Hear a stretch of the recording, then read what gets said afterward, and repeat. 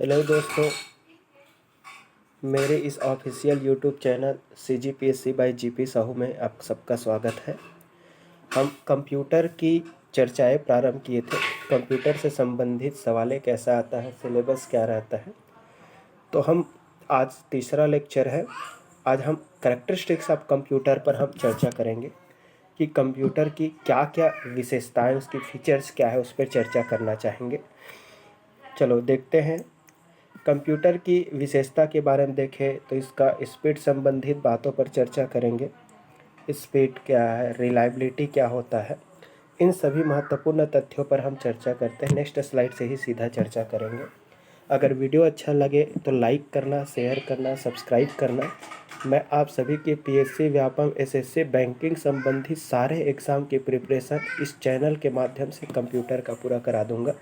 साथ में अपन जैसे ही थ्योरी हो जाएगा हम मल्टीपल चॉइस क्वेश्चन पे भी चर्चा करेंगे। तो मल्टीपल चॉइस MCQ सीरीज जब चलेगा तो उस पर भी हम चर्चाएं प्रारंभ कर देंगे।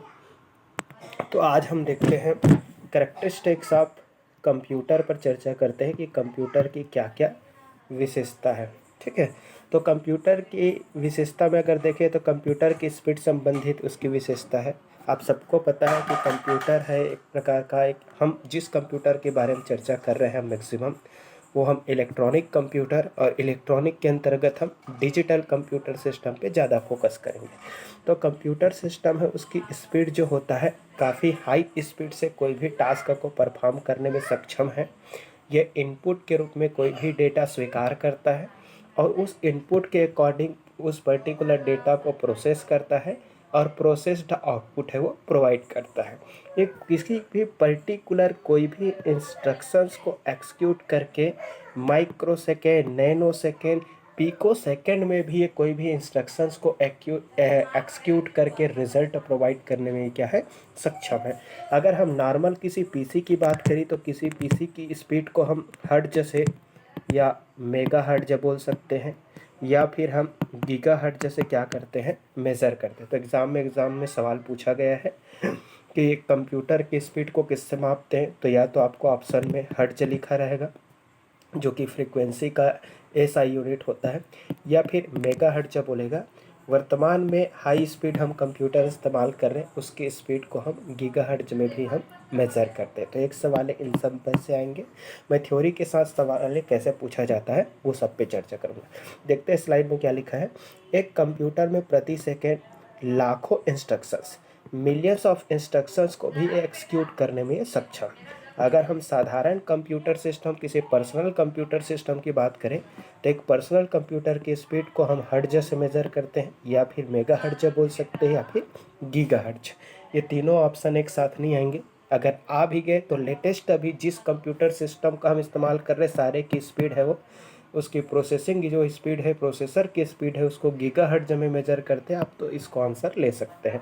सामान्य गणितीय अगर कैलकुलेशन को कंप्यूटर कुछ ही, मैंने बताया माइक्रो सेकेंड मतलब 10 के घात ऋण 6 सेकेंड होता है, या फिर नैनो सेकेंड, नैनो का मतलब होता है 10 के घात -9 सेकेंड। क्लियर हुआ? तो एक सेकेंड का 10 लाखवां हिस्सा या लाखवां हिस्सा में भी किसी इंस्ट्रक्शन को ये एक्सिक्यूट करने में, प्रोसेस करके रिजल्ट देने में क्या है, सक्षम हम। तो स्पीड है वो माइक्रो सेकेंड, नैनो सेकेंड, और यहाँ तक कि पिको सेकेंड में भी आपका कोई भी इंस्ट्रक्शन को प्रोसेस करने में, एक्सिक्यूट करके रिजल्ट प्रोवाइड करने में सक्षम है। तो कहने का मतलब कंप्यूटर सिस्टम की स्पीड क्या होता है, बहुत ही ज़्यादा होता है। हाई स्पीड से कोई भी डेटा को प्रोसेस करने में सक्षम है। हम PC की स्पीड बताएं। अगर हम कंप्यूटर के अंदर हम किसी मेन फ्रेम कंप्यूटर या मिनी कंप्यूटर की बात करें तो मेन फ्रेम या फिर मिनी कंप्यूटर की स्पीड को हम MIPS से मेज़र करते हैं। एग्ज़ाम में इसका फुल फॉर्म भी पूछा जाता है। MIPS का मतलब होता है मिलियंस ऑफ इंस्ट्रक्शंस पर सेकेंड। मतलब एक इकाई समय में लाखों इंस्ट्रक्शंस को ये एक्सिक्यूट कर सकता है और एक्सिक्यूट करके रिजल्ट प्रोवाइड करने में क्या है, सक्षम है। तो एग्ज़ाम में कभी बोलेगा कि कंप्यूटर MIPS का क्या फुल फॉर्म होता है, ऐसा ऑब्जेक्टिव भी पूछ देता है। मिलियंस ऑफ इंस्ट्रक्शंस पर सेकेंड होता है। कंप्यूटर की स्पीड अगर PC पर्सनल कंप्यूटर की अगर बात करेगा तो हर्ट्ज, मेगाहर्ट्ज, गीगाहर्ट्ज ये तो प्रोसेसर की स्पीड होता है, ठीक है। और अगर बाकायदा वो लिख दिया कि मेन फ्रेम कंप्यूटर एक कंप्यूटर का प्रकार है, आगे जब कंप्यूटर के प्रकारों पर चर्चा होगा तो एक कंप्यूटर मेन फ्रेम कंप्यूटर सबसे पावरफुल तो सुपर कंप्यूटर होता है, साइज में भी बड़ा, स्टोरेज में भी बड़ा, प्रोसेसिंग स्पीड में भी बहुत फास्टर होता है, सबसे महंगा भी होता है। उसके बाद जो बड़ा साइज का आता है वो मेन फ्रेम कंप्यूटर, और मेन फ्रेम कंप्यूटर के बाद तीसरे नंबर का बड़ा कंप्यूटर होता है साइज, स्पीड, परफॉर्मेंस हर एक बेसिस पर, तो मिनी कंप्यूटर है। तो मेन फ्रेम कंप्यूटर और मिनी कंप्यूटर की जो स्पीड है उसको MIPS से मेज़र करते हैं। ये ऑब्जेक्टिव पूछा जाता है कि मेन फ्रेम कंप्यूटर की स्पीड को कैसे मापते हैं या किस में मेज़र करते हैं, या फिर मिनी कंप्यूटर की स्पीड को किस में मेज़र करते हैं, या कंप्यूटर की स्पीड को किस में मेज़र करते हो। तो हर्ट्ज, मेगाहर्ट्ज, गीगाहर्ट्ज अगर नहीं दिया रहेगा तो आपको MIPS बिल्कुल दिया रहेगा। MIPS का फुल फॉर्म क्या होता है? मिलियंस ऑफ इंस्ट्रक्शंस पर सेकेंड। तो एक इकाई समय में लाखों इंस्ट्रक्शंस को भी क्या कर सकता है, ये एक्सिक्यूट करने में सक्षम है। तो एक कंप्यूटर की कैरेक्टरिस्टिक्स, उसकी विशेषता तो ये है कि ये हाई स्पीड से कोई भी डेटा को प्रोसेस करके उसको रिजल्ट में या फिर इंफॉर्मेशन में कन्वर्ट करने का काम करता है। दूसरा, हम इसकी विशेषता की बात करें एक्यूरेसी का। एक्यूरेसी मतलब त्रुटि रहित रिजल्ट प्रोवाइड करता है। तो high accuracy 100% calculation, correct answer ये प्रोवाइड करता है, करेक्ट आउटपुट प्रोवाइड करता है। अगर इंसानों के द्वारा अगर कोई ह्यूमन एरर हुआ है, अगर इंसान, हम यूज़र, हम कंज्यूमर, हम उपभोक्ता अगर उसमें गलत डेटा फीड करते हैं तो गलत रिज़ल्ट प्रस्तुत करेगा, या फिर हमारी प्रोग्रामिंग में अगर किसी भी प्रकार की एरर रहता है, हम अगर मिस्टेक करते हैं, तभी कंप्यूटर है वो क्या करेगा, एरर के साथ आंसर, रिज़ल्ट, इंफॉर्मेशन प्रोसेस करता है। अदरवाइज़ वो उसकी जो एक्यूरेसी जो होता है वो काफ़ी ज़्यादा। इसके विपरीत कंप्यूटर द्वारा निष्पादित किए गए कार्य में किसी भी प्रकार की त्रुटि नहीं, त्रुटि रहित रिजल्ट प्रस्तुत करता है। त्रुटि कब होगा? जब हम उसमें गलत इंफॉर्मेशन, गलत डेटा, गलत इनपुटिंग करें तो रिजल्ट गलत मिलेगा, या फिर हमारे प्रोग्रामिंग में किसी भी प्रकार का एरर अगर आता है, अगर मिस्टेक हम करते हैं, तभी ये प्रोसेस्ड इंफॉर्मेशन को गलत देगा, एरर के साथ प्रोवाइड करेगा। अदरवाइज कंप्यूटर है वो एरर फ्री रिजल्ट प्रस्तुत करने में सक्षम, तो उसकी एक्यूरेसी काफ़ी क्या होता है, ज़्यादा होता है। अगर कभी परिणाम में कोई त्रुटि पाई भी जाती है तो उसका कारण यूज़र के द्वारा फीड किया गया गलत इनपुट है, जैसा कि मैंने बताया। अगला हम चलते हैं इसकी विशेषता की बात करते हैं, इसके स्टोरेज कैपेसिटी का। तो कंप्यूटर सिस्टम की स्टोरेज कैपेसिटी काफ़ी हाई होता है। वो लार्ज अमाउंट में डेटा, कोई इन्फॉर्मेशन, कोई फाइल, चाहे वो ऑडियो हो, चाहे वीडियो हो, चाहे टेक्स्ट फाइल हो, चाहे वो इमेज फाइल हो, हर एक प्रकार के इंफॉर्मेशन को, डेटा को वो स्टोर करने में सक्षम है। तो उसकी स्टोरेज कैपेसिटी भी काफ़ी है। साथ साथ उसके स्टोरेज कैपेसिटी को एक्सटर्नल स्टोरेज डिवाइसेस की हेल्प से हम उसको क्या कर सकते हैं, इंक्रीज कर सकते हैं। देखते हैं क्या लिखा है, कंप्यूटर में उच्च भंडारण क्षमता होता है जिसके कारण ये बड़ी मात्रा में विभिन्न प्रकार के डेटा को स्टोर करके रख सकता है। तो इसकी स्टोरेज कैपेसिटी हाई होता है, ये भी क्या है उसके एडवांटेज। कंप्यूटरों में डेटा संग्रहित करने के लिए SSD, अब ये SSD का फुल फॉर्म पूछ दिया जाता है, याद रखना। तो जहाँ पर नाम आ रहा है वहाँ पर पढ़ते जाना है। ये एक्सटर्नल स्टोरेज डिवाइस है। सारे चीज़ों पर डिटेल चर्चा करेंगे, अभी खाली टॉपिक वाइज पढ़ रहे हैं, इंडिविजुअल सब पर चर्चा करेंगे। तो हमारे वीडियो लेक्चर को आप लोग लेक्चर नंबर 1, 2, 3 ऐसा हम डालते जा रहे हैं, उसी सीरियल वाइज पढ़ना, आपकी हर एक कंसेप्ट क्लियर होगा और हर एग्ज़ाम की ऑब्जेक्टिव आपसे बन जाएगा। अब रही बात PDF नोट्स के लिए, तो डिस्क्रिप्शन में अपन जो भी नंबर्स व्हाट्सअप नंबर हम शेयर करते हैं, डालते हैं, आप उस व्हाट्सअप नंबर पे कांटेक्ट करके आपको अगर PDF करना है, PDF परचेस करना है तो कर सकते हैं।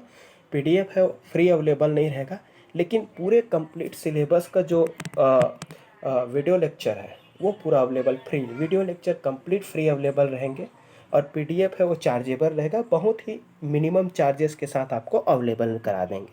तो कंप्लीट कोई भी ऐसा टॉपिक कंप्यूटर का वो नहीं छूटेगा। एक बार हमसे पढ़ाई कर लिए तो सारे एग्ज़ाम की प्रिपरेशन एक ही बार में हो जाएगा। तो सॉलिड स्टेट ड्राइव बोलते हैं SSD का फुल फॉर्म क्या बोलेगा, तो सॉलिड स्टेट ड्राइव। ये एक प्रकार का किस प्रकार का डिवाइस है, स्टोरेज डिवाइस है। स्टोर करना मतलब संग्रह करने, रखना। तो एक प्रकार की स्टोरेज डिवाइस है जो सेमीकंडक्टर मटेरियल से बना हुआ एक प्रकार का स्टोरेज डिवाइस। तो पहले हम हार्ड डिस्क का ड्राइव का इस्तेमाल अभी वर्तमान में भी हो रहा है, HDD बोलते हैं इसको, हार्ड डिस्क का ड्राइव। तो हार्ड डिस्क का drive external permanent storage device है। उससे इफ़िशिएंट आजकल हम SSD का भी इस्तेमाल करते जा रहे हैं, अभी अभी शुरू हुआ है। तो solid state device, hard disk का ड्राइव है, ये सारे स्टोरेज डिवाइस है, इन्हें सेकेंडरी स्टोरेज बोलते हैं। तो SSD किस प्रकार का स्टोरेज डिवाइस है बोलेगा, तो सेकेंडरी। सेकेंडरी मतलब एक्सटर्नल भी बोल सकते हैं, चर्चा होगा मेमोरी पर भी। ये डेटा को स्थायी रूप से संग्रहित करती है, ज़रूरत पड़ने पर आसानी से हम इसको क्या कर सकते हैं, वापस प्राप्त कर सकते हैं। तो इसको स्टोरेज कैपेसिटी भी हाई होता है। चलो अगला हम देखते हैं रिलायबिलिटी पर। तो कंप्यूटर सिस्टम है वो हाईली, रिलायबिलिटी का मतलब होता है विश्वसनीयता, मतलब भरोसेमंद।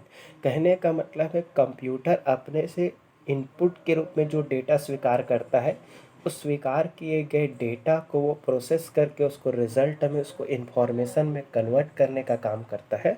और कन्वर्जन प्रोसेसिंग प्रक्रिया के दौरान वो अपने से किसी भी प्रकार की कोई त्रुटि नहीं करता। अगर हम मिस्टेक करते हैं, अगर हमारा इनपुटिंग एक्शन में अगर कोई गलती है, अगर हम एरर करते हैं, तो वो एरर के वजह से गलत रिजल्ट प्रस्तुत करेगा। लेकिन कंप्यूटर है वो एक्यूरेट रिजल्ट प्रस्तुत करता है। कंप्यूटर अपने कार्यों को लगातार बिना किसी विफलता या त्रुटि के करता है। जैसा कि मैं बताया ना, एररलेस रिजल्ट प्रस्तुत करता है। एरर किस कारण करेगा, अगर हम किसी भी प्रकार की उसकी इनपुटिंग में अगर हम एरर करते हैं तभी एरर आए।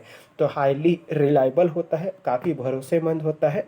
वो आपके द्वारा दिए गए इनपुट के अकॉर्डिंग वो आउटपुट प्रोवाइड करने में सक्षम है। विश्वसनीयता है, अपने से किसी भी प्रकार की त्रुटि नहीं करेगा, लगातार कार्य करते रहेगा। इस काफ़ी डिलीजेंस होता है, किसी भी प्रकार के इसको बार बार कार्य करने में ऐसा नहीं कि कंप्यूटर थक गया या पहले अच्छा काम करेगा थोड़ी देर बाद वो काम नहीं करेंगे, ऐसा कुछ नहीं है। उतना ही इफिशिएंसी के साथ लगातार काम करने में सक्षम। वर्सालिटी, वर्सालिटी मतलब होता है विविधता।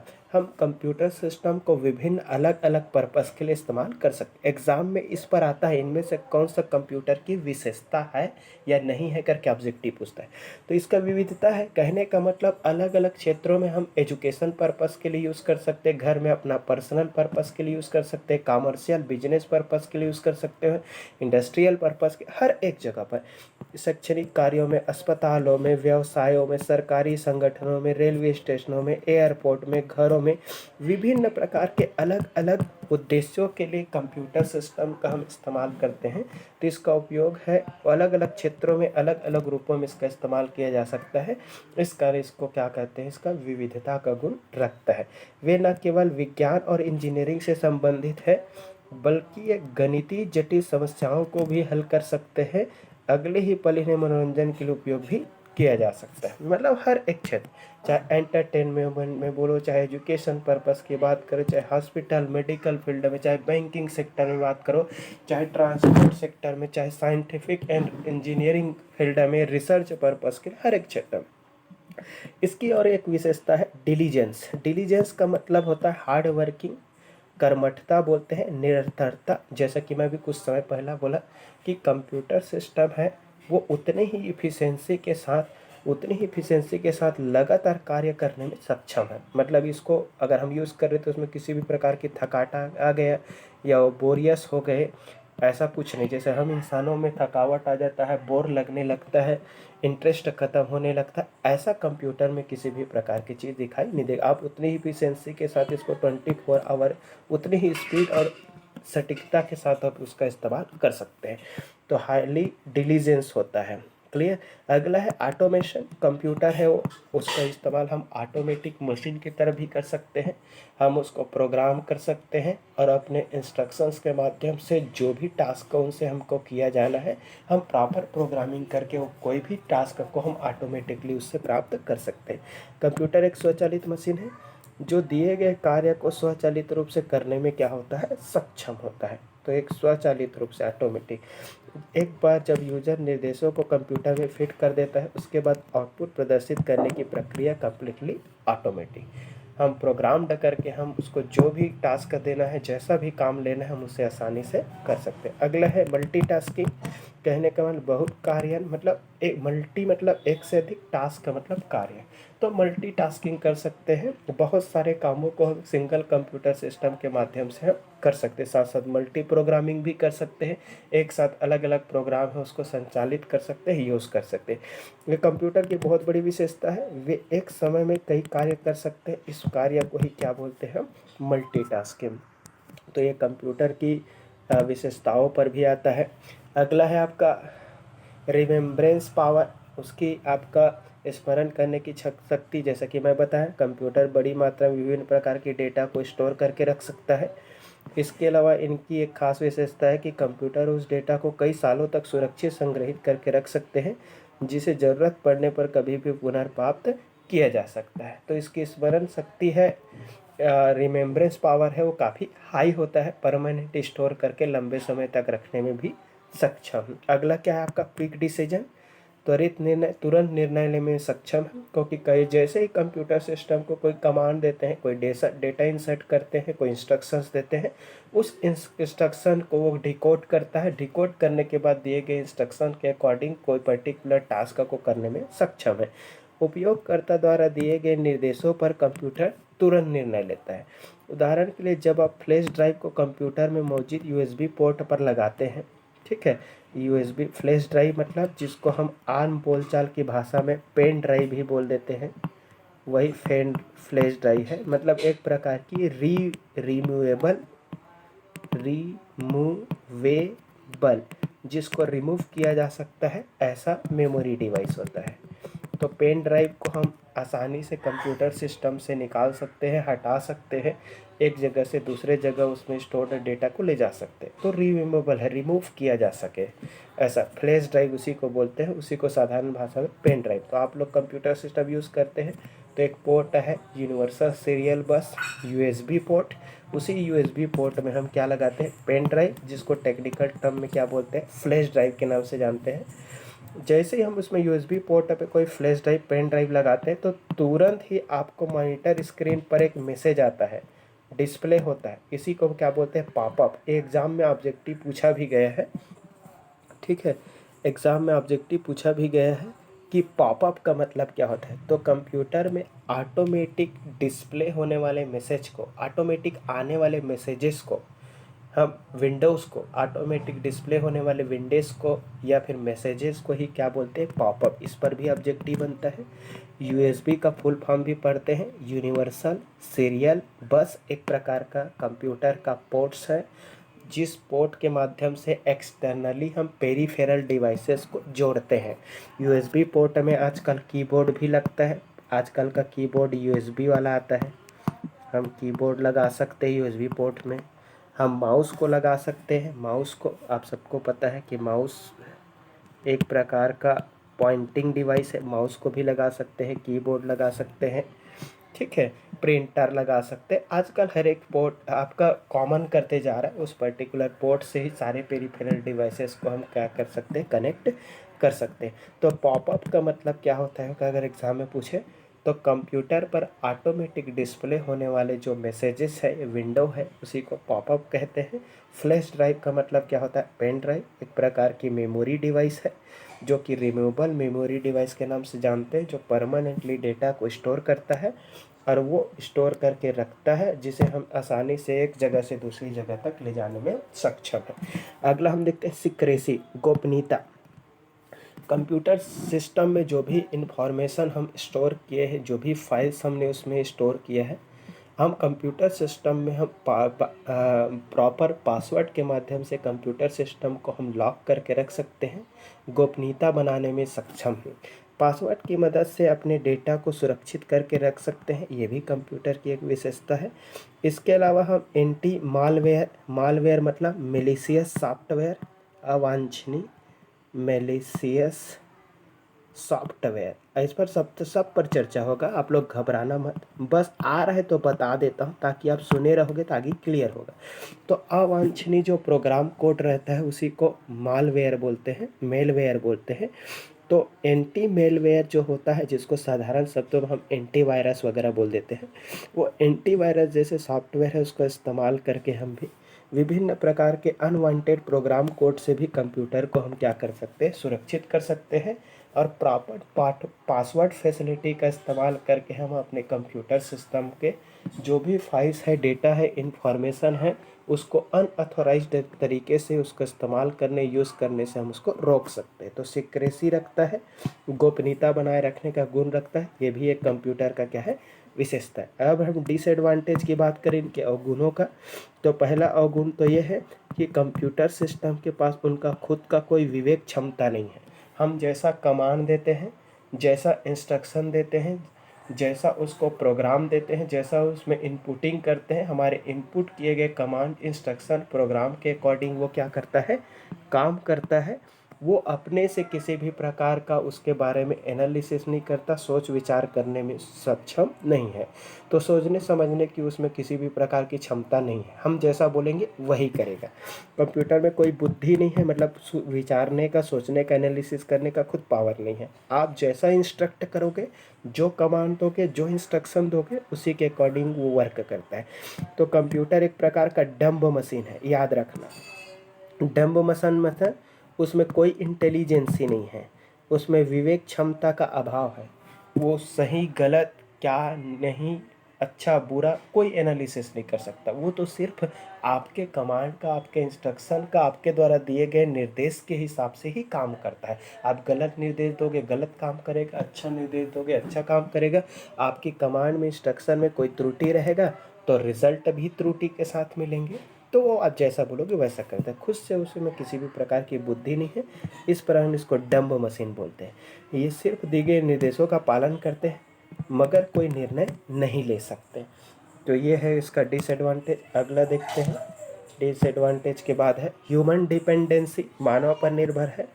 क्योंकि हम इस स्वचालित, इसकी एक विशेषता है, मगर ये सिर्फ मानव द्वारा दिए गए निर्देशों का ही पालन कर सकता है। हम जैसा निर्देश देंगे, जैसा कमांड देंगे, उस दिए गए निर्देश, इनपुट, कमांड के अकॉर्डिंग वो क्या करता है, वर्क करता है। कंप्यूटर अपने आप कोई कार्य नहीं कर सकता। आप जब तक इंस्ट्रक्शन नहीं दोगे, जब तक कमांड नहीं दोगे, तब तक वो कोई भी कार्य नहीं करेगा। ये कोई भी कार्य करने के लिए, निर्देशों के लिए हम इंसानों पर क्या करता है, निर्भर। तो इंसानों पर डिपेंडेंसी है। अगला इसका ड्राइबैक ये है, साइबर सिक्योरिटी से संबंधित प्रॉब्लम है। साइबर हमला का इसमें क्या होता है, खतरा होता है। तो साइबर हमला का खतरा है, ठीक है। वायरस, मेलवेयर, कई प्रकार के मिलिशियस सॉफ्टवेयर है जिसके माध्यम से आपके कंप्यूटर सिस्टम में स्टोर्ड कोई भी इंफॉर्मेशन है उसको कोई चिरा सकता है, यूज़ कर सकता है, लॉक कर सकता है, आपकी अकाउंट डिटेल प्राप्त कर सकता है, पेमेंट डिटेल चुराना, निजी कोई डेटा को प्राप्त करना, ये सारे होने की संभावना रहता है। साथ ही कंप्यूटर का सारा डेटा डिलीट भी हो सकता है, क्षतिग्रस्त भी किया जाता है। साइबर हमले में ये सब होता है भाई। जब मैं वायरस, एंटीवायरस पढ़ाऊँगा सब क्लियर हो जाएगा। बस सबसे रिक्वेस्ट यही है, चैनल के साथ बने रहिए, लाइक करें, शेयर करिए, ताकि आपका भी भला हो, सबका भी भला हो। बस पढ़ते रहिए। डेली का 20 मिनट, 25 मिनट का जो भी वीडियो लेक्चर रहेगा मैं अपलोड करते रहूँगा। बस इंटरेस्ट से पढ़ना, और जो भी दिक्कत है आप कमेंट कर सकते हो, कहीं पर भी समस्या हो तो, ठीक है। तो कंप्लीट आपके सिलेबस मैं फ्री में कराऊँगा। फिर आपको किसी को PDF नोट्स चाहिए तो मेरे से प्राप्त कर सकते हैं, परचेज कर सकते हैं। अदरवाइज़ वीडियो लेक्चर देख करके भी अपना खुद का नोट्स प्रिपेयर कर सकते हैं। मैं हर एक पॉइंट को बताते जा रहा हूँ। तो हैकर्स मतलब क्या होता है, ऐसा कोई व्यक्ति होता है, ऐसा कोई प्रोग्रामर होता है जो कंप्यूटर सिस्टम में अनऑथराइज्ड तरीके से प्रवेश कर लेता है, या फिर किसी दूसरे के कंप्यूटर सिस्टम की गोपनीय जो डेटा है, इंफॉर्मेशन है, फाइल्स है, उसको प्राप्त करता है, उपयोग कर लेता है, डिलीट कर सकता है। ऐसे लोगों को हैकर। तो मैं आगे चलकर हर पॉइंट पर, कंप्यूटर का ऐसा कोई पॉइंट नहीं रहेगा जिसको मैं छोड़ूंगा।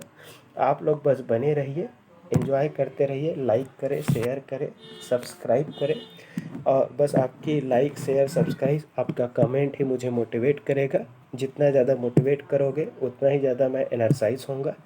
जितना ज़्यादा एनर्जाइज होऊंगा उतना ही ज़्यादा मैं मेहनत करूंगा और आप लोगों के लिए नए नए लेक्चर लाते रहूँगा। तो इसके बाद नेक्स्ट डे की चर्चा होगा एप्लीकेशंस ऑफ कंप्यूटर। तो आज की कक्षा यहीं पर समापन करेंगे। बहुत बहुत धन्यवाद। Good day. Thank you.